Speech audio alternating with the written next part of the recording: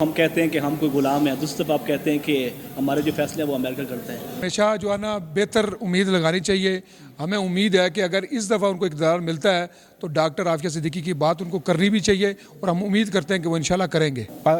Team mafia की सबसे बड़ी बदकिस्मती ये है कि हर पॉलिटिकल लीडर ने इसे एक सियासी नौरे के तौर पे लिया, चाहे वो खान साहब हुए, नवाज शरीफ हुए या फिर क्या कहते हैं कोई भी पॉलिटिकल पार्टी थी, सब ने सियासी नारे के तौर पे लिया। देखें, आपने अपनी जो नस्ल है उसको उसके लिए ये चीज़ नॉर्मलाइज नहीं करनी कि आपकी क्या कहते हैं मुल्क के अंदर से या फैमिली के अंदर से कोई लड़की या बहन उठा के ले जाए तो इट इज़ वेरी नॉर्मल। ठीक है, ये आपने लोगों के अंदर नज़रिया इंड्यूस करना है कि भाई this is not the right thing to do.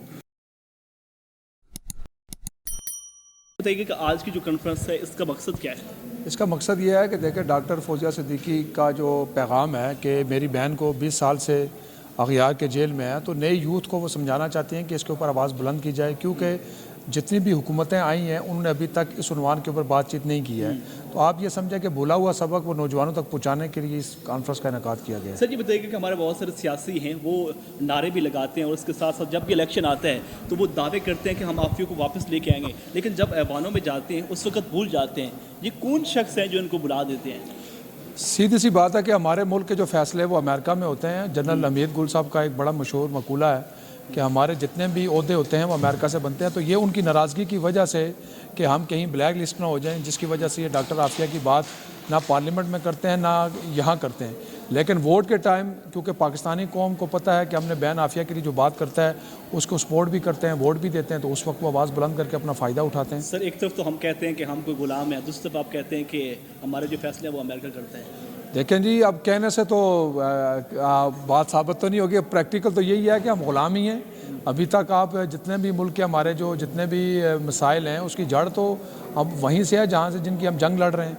तो प्रैक्टिकल तो यही है कि हम ग़ुलाम ही अभी तक। अगर हम आज़ाद होते हैं। अच्छा सर, आप इसका मतलब है कि आप इस बात से मतलब एग्री हैं कि जो शहबाज शरीफ ने कहा है कि बैगर कांट बी चूज़र, तो इस स्टेटमेंट को आप किस इस नज़रिए से क्या मतलब कहेंगे? देखें जी, बात यह है कि मैं उनकी बात से तो मुत्तफिक नहीं हूँ। ठीक है, सीधी सी बात यह है कि देखें उनके पास तो जिम्मेदारियाँ हैं। उनका भाई 15 साल रहे, वो 5 साल हो गए। आपके पास जब पावर है आप ये बात नहीं कर सकते। हमारे पास वसाइल नहीं है, हमारे पास प्लेटफॉर्म नहीं है। अगर हम ये कहते हैं कि हम ग़ुलाम हैं और हमारी बात नहीं सुनी जाती क्योंकि हमारे पास प्लेटफॉर्म नहीं है।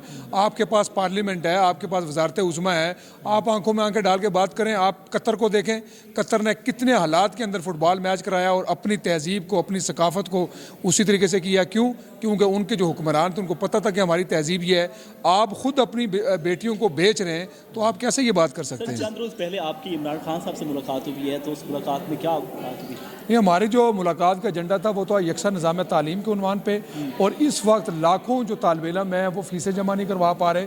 तो हमने मुस्लिम लीग नून से भी मुलाकातें की, इमरान खान साहब से भी मुलाकातें की कि जो तबका नौजवान है इस वक्त 7 से 8 लाख जो बच्चे हैं वो चले गए बाहर ममालिक में नौकरी करने, तालीम से दूर हो गए। तो हमने उनको इस तरह मुतवज्जो किया है कि जो यूनिवर्सिटियाँ हैं यहाँ फ़ीसें कम की जाएँ ताकि जो लोग पढ़ने वाले हैं वो तालीम हासिल कर सकें। सर आपकी जो तंजीम है वो पाकिस्तान में बहुत मजबूत है। आपके स्टूडेंट्स जो हैं जो माशाल्लाह सोशल मीडिया पे एक्टिव रहते हैं और भी बहुत एक्टिविटी हैं जहाँ पर रहते हैं। ये बताइएगा कि अगर आपको इक़्तिदार मिल जाता है, आप ऐवानों में पहुँच जाते हैं, तो आप इस हवाले से आवाज़ उठाएँगे?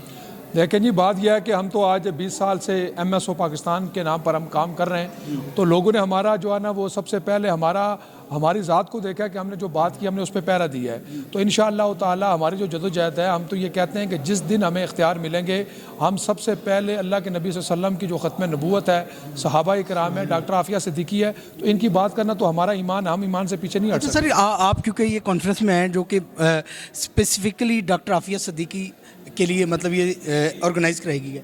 अच्छा, आपको क्या लगता है at the end of day हम किसी कंक्लूड पे पहुंचेंगे इन कॉन्फ्रेंसेस पर मुनक़िद कराने के बाद कि ऐसे ही ये चलती रहेंगी, हम आते रहेंगे, हम कवरेज करते रहेंगे, लोग सामीन आते जाते रहेंगे, मतलब इसका कुछ नतीजा निकलेगा? देखा जी, नतीजा सबसे पहली चीज़ तो ये है कि जो इक़्तिदार में बैठे लोग हैं वही फैसला, एक मुल्क का दूसरे मुल्क से ताल्लुक़ इक़्तिदार में होता है। लेकिन इस बात के ऊपर हम हाथ पे हाथ रख के बैठ जाएँ कि जो हमारे हुक्मरान हैं वो नहीं करते, तो हम उस बात को भी दबा दें, ये ठीक नहीं है, बल्कि इनके लिए हर प्लेटफार्म पे आप चैनल से बात उठाते हैं, हम तंजीम से उठाते हैं, तो बात उठाने में असर होता है और एक वक्त आता है कि कौम जाग जाती है। किसी भी जगह पे आप इंडिया की वो 20 साल की बच्ची देखें कि जिसने अल्लाह अकबर की सदाएं बुलंद की, तो पूरी हिंदुस्तान का मुसलमान जो है ना वो गैरत लेकर वो उसके बाद खड़ा हो गया। उससे पहले सारे खामोश थे। तो हम ये आवाज़ बुलंद करते रहेंगे तो इंशाअल्लाह ताला एक वक्त आएगा कि डॉक्टर आफिया सिद्दीकी भी रिहा। ज़ीशान अलमानी साहब ने जैसे कि अभी कहा कि आप इमरान खान साहब से भी मिलके हैं, तो आपको क्या लगता है कि अगर वो वज़ीर आज़म बनते हैं तो वो डॉक्टर आफिया सिद्दीकी के लिए आवाज़ बुलंद फिर से करेंगे कि फिर नज़रअंदाज कर दी जाएगी ये बात? लेकिन जी देखें, हमेशा जो है ना बेहतर उम्मीद लगानी चाहिए। हमें उम्मीद है कि अगर इस दफ़ा उनको इक़्तिदार मिलता है तो डॉक्टर आफिया सिद्दीकी की बात उनको करनी भी चाहिए और हम उम्मीद करते हैं कि वो इंशाल्लाह करेंगे। थैंक यू सर, बहुत थैंक यू वेरी मच।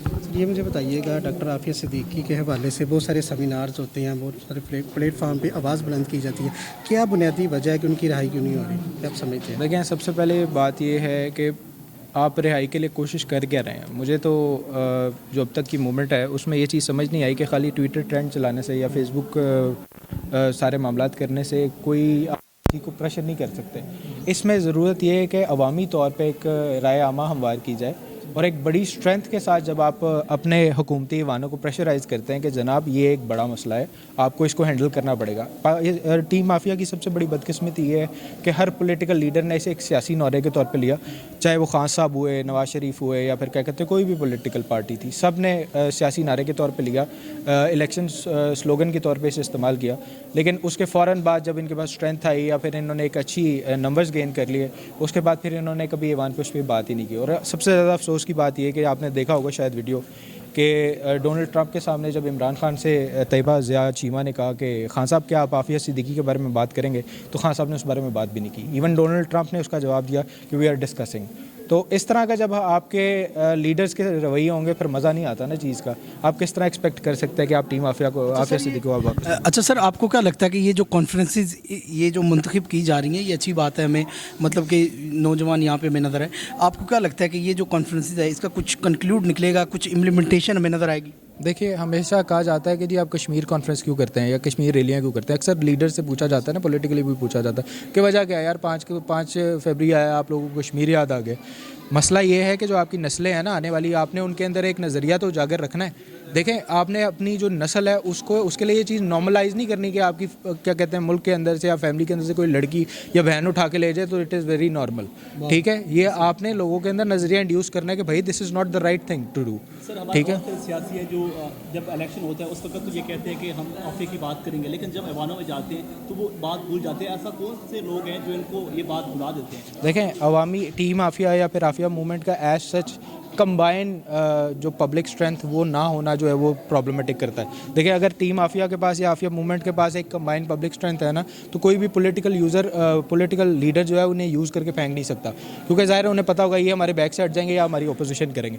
इनके साथ लोग पूरी पाकिस्तानी कौम बशमूल मेरे एक जगह पे टीम आफिया के साथ खड़े तो हैं, टीम आफिया मूवमेंट के लिए काम भी करना चाहते हैं, लेकिन जब यूनाइटेड होंगे तभी फिर इस कॉज पे हम किसी पॉलिटिकल लीडर को बाउंड कर सकते हैं। फोर्स XYZ खान है या कोई भी है, आगे वोट लेता है आफिया के नाम पे, बाद में जाके उसको भूलने की कोशिश करता है, तो उसे पता है कि एक बहुत बड़ी पब्लिक की स्ट्रेंथ है जो बाद में अपोज करेगी इस चीज़ को।